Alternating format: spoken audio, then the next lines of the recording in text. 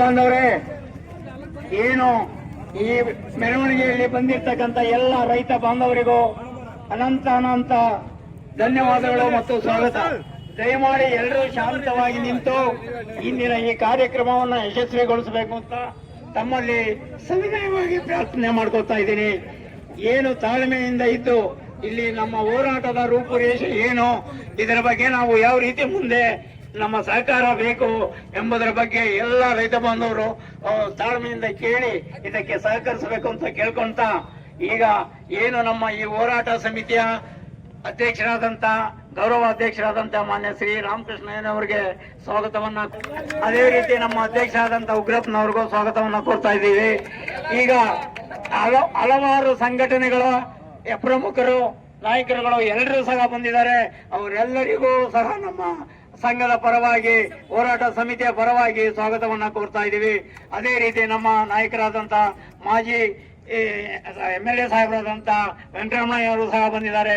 ಅವ್ರಿಗೂ ಸಹ ಸ್ವಾಗತವನ್ನ ಬಯಸ್ತಾ ಇದ್ದೀವಿ. ಇಂದಿನ ಈ ಕಾರ್ಯಕ್ರಮಕ್ಕೆ ನಮಗೆ ಹಲವಾರು ಸಂಘಟನೆಗಳವರು ತಮ್ಮ ಸಹಕಾರವನ್ನ ಮತ್ತು ಈ ಕಾರ್ಯಕ್ರಮದ ಹೋರಾಟದ ರೀತಿ ನೀತಿಯನ್ನ ನಮಗೆ ತಿಳಿಸಿ ಸಹಕಾರ ಕೊಟ್ಟಿದ್ದಾರೆ. ಬಂದಿರತಕ್ಕಂಥ ಎಲ್ಲ ಮುಖಂಡರುಗಳಿಗೂ ಸಹ ನಾವು ಸ್ವಾಗತವನ್ನ ಕೋರ್ತಾ ಇದ್ದೀವಿ. ಈಗ ಈ ನಮ್ಮ ಕಾರ್ಯಕ್ರಮವನ್ನ ಉದ್ದೇಶಿಸಿ ನಮ್ಮ ಚಂದ್ರ ತೇಜಸ್ವಿ ಅವರು ತಮ್ಮನ್ನೆಲ್ಲ ಉದ್ದೇಶಿಸಿ ಮಾತನಾಡಬೇಕು ಅಂತ ಕೇಳ್ಕೊಳ್ತಾ ಇದ್ದೆ.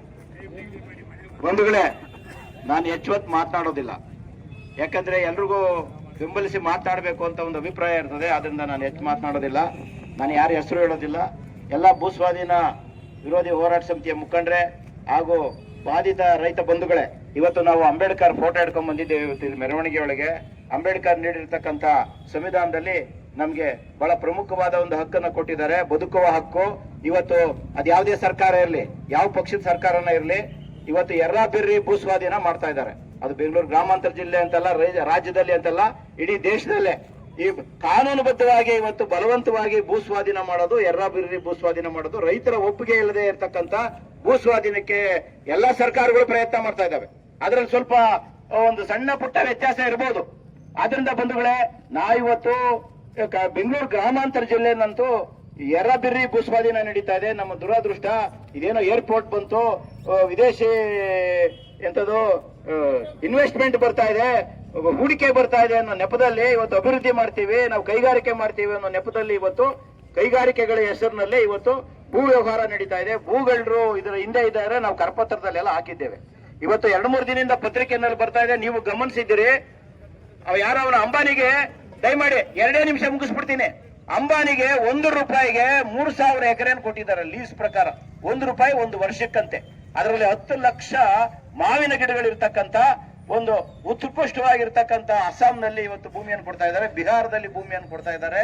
ನಾನು ಕರಪತ್ರದಲ್ಲಿ ನಾವೆಲ್ಲ ಹೇಳಿದ್ದೇವೆ, ಎಲ್ಲಾ ಯಾರು ಹೇಳ್ತೀವಿ ಡೂಪ್ಲಿಕೇಟ್ ಬಾಬಾಗಳು, ಸ್ವಾಮಿಗಳು, ಕಾರ್ಪೊರೇಟ್ ಕಂಪನಿಗಳು, ಉದ್ಯಮಿಗಳು, ಮಂತ್ರಿಗಳು, ಮಾಜಿ ಮಂತ್ರಿಗಳು, ಅಧಿಕಾರಿಗಳು, ದೊಡ್ಡ ದೊಡ್ಡ ಅಧಿಕಾರಿಗಳು, ಇವತ್ತು ಜಿಲ್ಲೆಯ ರಾಜ್ಯದ ಆಯಕಟ್ಟು ಜಾಗದಲ್ಲಿ ಇರ್ತಕ್ಕಂಥ ದೊಡ್ಡ ದೊಡ್ಡ ಅಧಿಕಾರಿಗಳು ಭ್ರಷ್ಟಾಚಾರದಲ್ಲಿ ಮಾಡಿರ್ತಕ್ಕಂಥ ತಮ್ಮ ಕಳ್ಳ ಹಣವನ್ನ, ಭ್ರಷ್ಟಾಚಾರದಲ್ಲಿ ಮಾಡಿರ್ತಕ್ಕಂಥ ಹಣವನ್ನ ಇವತ್ತು ಭೂಮಿ ಮೇಲೆ ಹಾಕ್ತಾ ಇದ್ದಾರೆ. ಅವರಿಗೆ ಭೂಮಿ ಬೇಕು, ಅನ್ನ ಬೆಳೀತಕ್ಕಂಥ ರೈತನಿಗೆ ಇವತ್ತು ಭೂಮಿ ಇಲ್ಲ ಅನ್ನುವಂಥ ಸ್ಥಿತಿಯನ್ನ ನಿರ್ಮಾಣ ಮಾಡ್ತಾ ಇದ್ದಾರೆ. ಇವತ್ತಿಗೂ ಸಹ ನಮ್ಮ ದೇಶದಲ್ಲಿ ಹಂಗರ್, ಹಸಿವಿನ ಸೂಚ್ಯಂಕದಲ್ಲಿ ನಾವು 102ನೇ ಸ್ಥಾನ, 105 ಇದ್ವಿ, ಒಂದು 3 ಸ್ಥಾನ ಕಡಿಮೆ ಆಗ್ಬಿಟ್ಟಿದ್ದೀವಿ. ಸ್ವಲ್ಪ ಹಂಗೆ ಒಂದು ಹೆಜ್ಜೆ ಮುಂದೆ ಹೋಗಿದ್ದೀವಿ. ಆದ್ರೆ ಇನ್ನು 100 ಸ್ಥಾನಕ್ಕಿಂತ ಹೆಚ್ಚು ನಮ್ಮ ಸ್ಥಿತಿ ಅಂದ್ರೆ ಹೀನ ಸ್ಥಿತಿನಲ್ಲಿ ನಾವಿದ್ದೇವೆ. ಜನಕ್ಕೆ ಇವತ್ತಿಗೂ ಸಹ ಬೇಕಾಗುವಷ್ಟು ಅನ್ನ, ಕಾಳು, ಮೊಟ್ಟೆ, ಮಾಂಸ ಎಲ್ಲ ಸಿಗ್ತಾ ಇಲ್ಲ ಅಂತ ಹೇಳಿ ಇವತ್ತು ಎಲ್ಲಾ ಜಾಗತಿಕ ವರದಿಗಳು ಹೇಳ್ತಾ ಇದ್ದಾವೆ. ಈಗಿರುವ ಸಂದರ್ಭದಲ್ಲಿ ನಮ್ಮ ಜನರ ಬದುಕನ್ನ ಉಳಿಸುವಂತ, ಜನರ ಆಹಾರ ಭದ್ರತೆಯನ್ನು ಉಳಿಸುವಂತ, ಈಗಲೂ ನಮ್ಮ ರೈತರಿಗೆ ಒಂದು ಉದ್ಯೋಗ, ಅವರ ಬದುಕು ವೃತ್ತಿ ಅನ್ನೋದು ಕೃಷಿ. ಇಂಥ ಒಂದು ಕೃಷಿಯನ್ನ ನಾಶ ಮಾಡ್ತಾ ಇದ್ದೇವೆ ಸರ್ಕಾರಗಳು. ಈ ಎಲ್ಲಾ ಸರ್ಕಾರಗಳು ಬೇಜಾರು ಮಾಡ್ಕೊಂಬೇಡಿ. ಇವತ್ತು ಎಲ್ಲಾ ವಿಧಾನಸಭೆ ಒಳಗಿರೋರು, ಪಾರ್ಲಿಮೆಂಟ್ ನಲ್ಲಿ ಇರ್ತಕ್ಕಂಥವ್ರು ಎಲ್ಲರೂ ಸಹ ಇವತ್ತು ಭೂಗಳರಾಗಿರ್ತಾರೆ, ಇಲ್ಲ ಅಂದ್ರೆ ಭೂಗಳರ ಏಜೆಂಟರಾಗಿರ್ತಾರೆ. ಏಜೆಂಟರಾಗಿ ಇವತ್ತು ಕೆಲಸ ಮಾಡ್ತಾ ಇದ್ದಾರೆ. ಕೋಟಿ ಕೋಟಿ ಭೂಮಿ ಬೆಲೆ ಏರ್ತಾ ಇದ್ದಂಗೆ ಎಲ್ಲ ಸಹ ಒಂದು ಕ್ರೂರವಾಗಿ, ಅತ್ಯಂತ ಕ್ರೂರವಾಗಿ, ಯಾವುದೇ ಮಾನವೀಯತೆ ಇಲ್ಲ ಇವತ್ತು ರೈತರ ಭೂಮಿಯನ್ನ ಕಸಿಲಿಕ್ಕೆ ಪ್ರಯತ್ನ ಮಾಡ್ತಾ ಇದ್ದಾರೆ.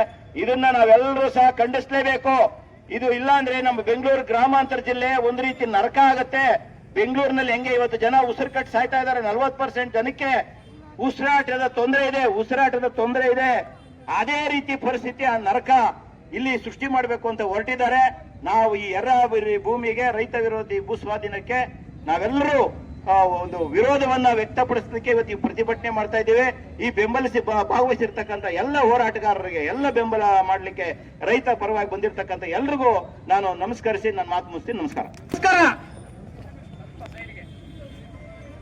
ಏನು ಇವತ್ತಿನ ರಾಜ್ಯ ಹಾಗೂ ಕೇಂದ್ರ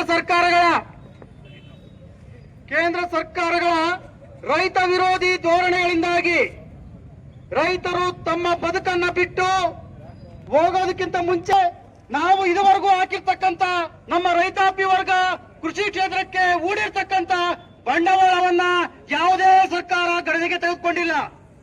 ಯಾವುದೋ ವಿದೇಶಿ ಕಂಪನಿಗಳು 106 ಕೋಟಿ ಕೊಡ್ತೀವಿ ಅಂತಂದ್ರೆ ಬಂದ್ರೆ ಅವರಿಗೆ ನೀರು, ಭೂಮಿ ಎಲ್ಲವನ್ನೂ ಕೊಟ್ಟು ಅಲ್ಲಿರ್ತಕ್ಕಂಥ ರೈತರನ್ನ ಒಕ್ಕಲೆಬ್ಬಿಸ್ತಕ್ಕಂಥ ನಿರ್ಧಾರಗಳು, ದಷ್ಟಪುಷ್ಟವಾದ ಹಣ್ಣು, ಹಾಲು, ಮಾಂಸ, ತರಕಾರಿ ಇನ್ನಿತರ ವಸ್ತುಗಳನ್ನ ಸರಬರಾಜು ಮಾಡಿದ ಪ್ರತಿಫಲವಾಗಿ ನಮ್ಮ ಭೂಮಿಗೆ ಕಣ್ಣಾಗಕ್ ಬಂದಿರತಕ್ಕಂತ ಸರ್ಕಾರಕ್ಕೆ ಧಿಕ್ಕಾರ ಹೇಳ್ಬೇಕೋ ಬೇಡೋ? ಇವತ್ತು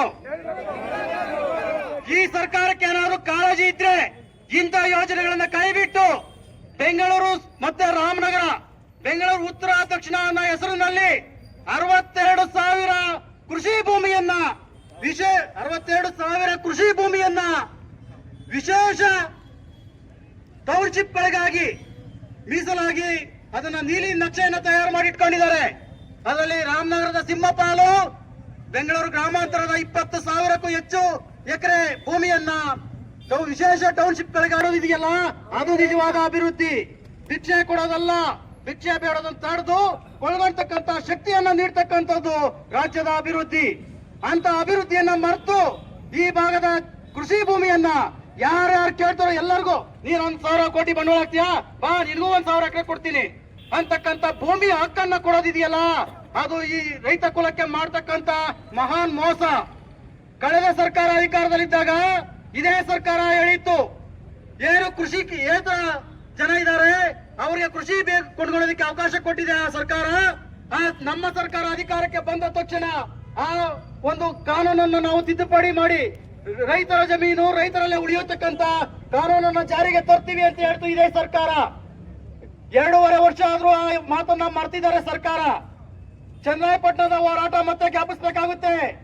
ಈ ಭಾಗದ ಜನ, ಮೂಲ ನಿವಾಸಿಗಳು ತಮ್ಮ ಅಸ್ತಿತ್ವವನ್ನು ಕಳೆದುಕೊಳ್ಳುವಂತ ಸಂದರ್ಭ ಬಂದ್ರೆ ಯಾವುದೇ ಹೋರಾಟಕ್ಕೂ ಕೂಡ ಸಿದ್ಧರಾಗಬೇಕಾಗುತ್ತೆ.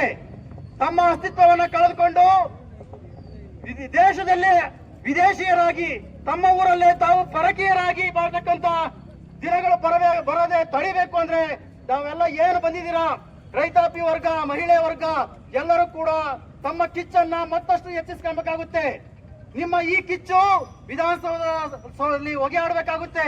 ನಿಮ್ಮ ಹಳ್ಳಿಗಳ ಮನೆಗಳಲ್ಲಿ ಉರಿತಕ್ಕಂತ ಬೆಂಕಿ ವಿಧಾನಸೌಧ ವಯದಲ್ಲಿ ಹೊಗೆ ಕಾಣಬೇಕಾಗುತ್ತೆ. ಅಂತ ಹೋರಾಟವನ್ನ ಈ ತಾಲೂಕಿನ ಜನ ಸರ್ಕಾರಕ್ಕೆ ಮುಟ್ಟಿಸ್ತೀರಾ? ಆ ಮುಟ್ಸೋ ಮುಖಾಂತರ ತಮ್ಮ ಕೃಷಿ ಭೂಮಿಯನ್ನ ತಮ್ಮಲ್ಲೇ ಉಳಿಸ್ಕೊಳ್ಳೋದಕ್ಕೆ ಪ್ರಯತ್ನ ಮಾಡ್ತೀರಾ ಅಂತ ನಂಬ್ತಾ ನಾನು ಮಾತಾಡೋದಕ್ಕೆ ಅವಕಾಶ ಕೊಟ್ಟಂತ ತಮ್ಮೆಲ್ಲರಿಗೂ ನಾನು ಮಾತಾಡ ಮುಗಿಸ್ತೇನೆ. ನಮಸ್ಕಾರ. ಗ್ರಾಮಗಳ ಸುಮಾರು 2,670 ಎಕರೆ ಜಮೀನನ್ನ ಕಳ್ಕೊಳ್ತಾ ಇರ್ತಕ್ಕಂತ ರೈತ ಬಾಂಧವರೇ ಮತ್ತು ಈ ಒಂದು ಹೋರಾಟಕ್ಕೆ ಅಷ್ಟೇ ಅಲ್ಲಿಗೆ ನಮ್ಮ ಜಮೀನಿಗೆ ಯಾರಾದ್ರೂ ಬಂದ್ರೆ ಹೌದು ನಮ್ಮ ಜಮೀನು ಸಂಬಂಧ ಪಡದೆ ಇರೋಂತ ಒಬ್ರು ಅವ್ನು ಯಾವ ಅಧಿಕಾರಿನೇ ಆಗಿರ್ಲಿ, ಅಳತೆ ಮಾಡಕ್ ಬಂದಾಗ ಅಥವಾ ಇನ್ನೇನು ಸ್ಯಾಟಲೈಟ್ ಇದರಲ್ಲಿ ನಮ್ಮ ಏನು ಎಲ್ಲ ಸರ್ವೆ ಮಾಡ್ಲಿಕ್ಕೆ ಬಂದಾಗ ಮಕಾಮೂತಿ ನೋಡಿದಾಗೆ ಅವ್ರನ್ನ ಹೊರತು ಕಂಬಕ್ಕೆ ಕಟ್ಟಾಕಿ ಇನ್ನೊಂದ್ಸರಿ ಯಾವುದೇ ಕಾರಣಕ್ಕೂ ಈ ನಮ್ಮ ಜಮೀನಿಗೆ ಕಾಲಿಡಬಾರದು ಅಂತಕ್ಕಂಥ ಮಾತನ್ನ ಈ ಸಂದರ್ಭದಲ್ಲಿ ಹೇಳಿ ನಾನು ಮಾತಾಡಕ್ಕೆ ಅವಕಾಶ.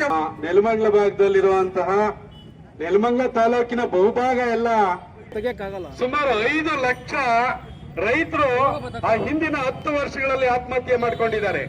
ಯಾವಾಗ ಕೇಂದ್ರ ಸರ್ಕಾರ ಇನ್ನಷ್ಟು ಮಾರಕವಾದ ಕಾನೂನುಗಳು ತಂತೋ, ಈ ಕಾನೂನುಗಳನ್ನ ಒಪ್ಕೊಂಡ್ರೆ ನಾವಿನ್ನ ಉಳಿದಂತ ಜನನೇ ಸಾಯೋದ್ ಬಿಟ್ರೆ ಬೇರೆ ಗತಿ ಇಲ್ಲ, ಅದ್ರ ಬದಲು ಹೋರಾಟ ಮಾಡಿ ಸಾಯೋಣ ಅಂತ ನಿಂತಂತ ಪರಿಣಾಮವಾಗಿ ಆ ಹೋರಾಟ ಯಶಸ್ಸು ಕಾಣ್ತು. ಆ ಹೋರಾಟಕ್ಕೆ ಪ್ರಧಾನ